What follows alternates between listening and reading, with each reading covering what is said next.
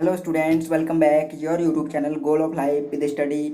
I hope आप सभी अच्छे होंगे और आपकी तैयारी अच्छे तरीके से चल रही होगी। आई एम बी एस मोरे और आज हम आपके लिए एक बहुत ही इंपॉर्टेंट टॉपिक लेकर आए हैं जो आपके 12th बायोलॉजी के एग्जाम्स में आने वाला है। और इस टॉपिक का नाम है डाउन सिंड्रोम। जैसा कि आपने थंबनेल में देख ही लिया होगा, इस टॉपिक का नाम है डाउन सिंड्रोम। डाउन सिंड्रोम क्या है, इसके बारे में हम पूरा देखने वाले हैं और इसको क्या है बहुत ही अच्छे से हम इसको समझेंगे। तो चलिए देर न करते हुए वीडियो को शुरू करते हैं। डाउन सिंड्रोम क्या है, 21वीं जोड़ी में गुणसूत्र की संख्या 2 के स्थान पर 3 हो जाती है और व्यक्ति में 46 के स्थान पर 47 गुणसूत्र हो जाते हैं। यानी कि जैसा आप जानते हैं, जो ह्यूमन होता है, हम कहते हैं कि मनुष्य में क्या है 23 जोड़ी गुणसूत्र होते हैं। 23 जोड़ी की यदि हम बात करें, इसको 2 से यदि गुणा करते हैं तो कितने होगा 46 गुणसूत्र होते हैं टोटल मनुष्य के अंदर। और जो 23 जोड़ी होती है उसमें से 22 जोड़ी जो होते हैं वो हमारे ऑटोसोम्स होते हैं। क्या होते हैं?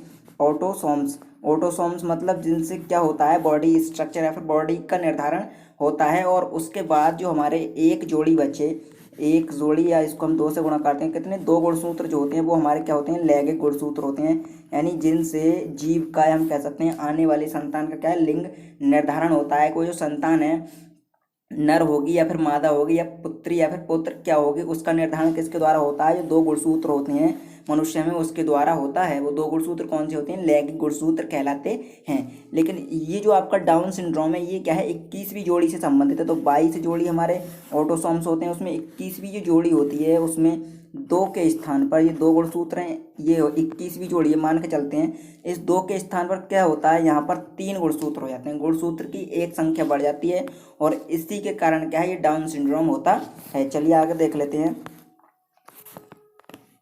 इसमें एक गुणसूत्र की बढ़ोतरी होती है, इस कारण इसे एकादी सूत्रता भी कहते हैं। एकादी सूत्रता है ट्राइसोमी। ट्राइसोमी मतलब जैसे ये आपका एक गुणसूत्र हो गया, ये दूसरा और ये तीसरा। अब इसमें क्या हुआ, इसमें एक गुणसूत्र क्या है आपका बढ़ गया, यानी 2 थे डाई और फिर क्या हो गया ट्राइस मतलब 3 3 इसमें गुणसूत्र हो गए। एक गुणसूत्र क्या है बढ़ गया, एक आदि सूत्रता। एक का मतलब एक और सूत्रता का मतलब गुणसूत्र, मतलब एक इसमें क्या हो गया अधिक हो गया, इसको बोला गया एकाधी सूत्रता।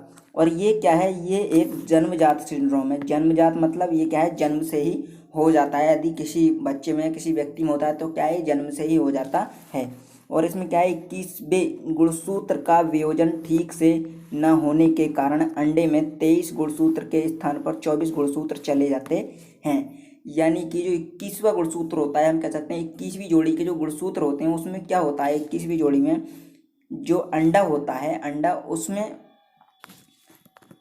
उसमें क्या है 23 गुणसूत्र ना जाकर कितने चले जाते हैं 24।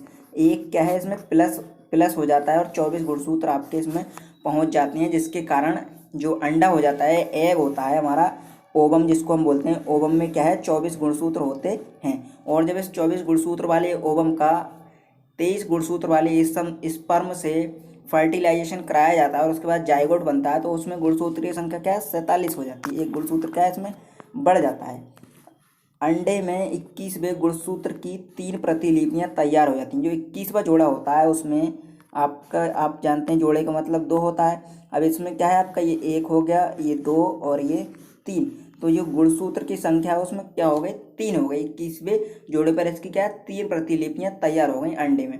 तो अब ये 3 हो गया, इसे एक संख्या क्या है इसकी बढ़ गई। इसको हम एक आरेख से समझ लेते हैं, लेकिन आपको ये जो आरेख है ये आपको बनाना नहीं है, केवल हमने आपको समझाने के लिए बनाया है, इससे आप अच्छे से समझ सकें। ये ओवम है, ओवम में कितने 23 प्लस वन यानी 23 और 1 24 गुणसूत्र ओवम में गए। और ये हमारा स्पर्म है, स्पर्म में कितने हैं 23 गुणसूत्र हैं। जब इस स्पर्म ने इस एग के अंदर या कह सकते हैं ओवम के अंदर एंटर किया तो क्या एक जाइगोट बना, और जाइगोट में क्या थे 24 गुणसूत्र तो ओवम के थे, 23 प्लस 1 और 23 गुणसूत्र किसके थे स्पर्म के। इस प्रकार जो जाइगोट था उसमें कितने 47 गुणसूत्र हो गए। एक गुणसूत्र क्या है बढ़ गया, इस कारण इसको क्या बोलते हैं एकाधी सूत्रता। एक गुणसूत्र क्या है इसमें बढ़ जाता है और ये जो गुणसूत्र बढ़ता है वो कहाँ बढ़ता है 21वीं जोड़ी पर। जो 21वीं जोड़ी होती है वहां पर एक गुणसूत्र क्या है अधिक हो जाता है। आगे इसके लक्षण जान लेते हैं हम। ये जो व्यक्ति होते हैं इस रोग से जो व्यक्ति उत्पन्न होते हैं उनमें क्या होता है, इन व्यक्तियों का माथा चौड़ा होता है, उंगलियां छोटी होती हैं, नेत्र एक दूसरे से काफ़ी दूरी पर होते हैं तथा गर्दन छोटी होती है। गर्दन भी क्या है छोटी होती है। मुख खुला हुआ नीचे वाला होठ बाहर की ओर उभरा रहता है, मुख खुला रहता है, और जो होठ है नीचे वाला वो बाहर को क्या है, उभरा हुआ रहता है। इन व्यक्तियों का मस्तिष्क अल्प विकसित होता है, यानी ये जो व्यक्ति होते हैं वो कैसे होते हैं, अल्प विकसित मस्तिष्क के, हम कह सकते हैं मंद बुद्धि होते हैं। इनकी बुद्धि क्या होती है, मंद होती है, इसी कारण इसको जड़ बुद्धिता भी बोला जाता है, इस डाउन सिंड्रोम को। और इस सिंड्रोम से ग्रस्त बच्चों में 50% बच्चे क्या है 5 वर्ष की आयु तक क्या है मर जाते हैं, 5 वर्ष की आयु से पहले ही मर जाते हैं। और जो 30% बच्चे होते हैं, 30% वो क्या है आपके 1 वर्ष की आयु में ही मर जाते हैं, 1 वर्ष से पहले ही क्या है उनकी मृत्यु हो जाती है। आज हमने आपको डाउन सिंड्रोम के बारे में बहुत अच्छे से समझाया, आई होप आपको समझ में आ गया होगा।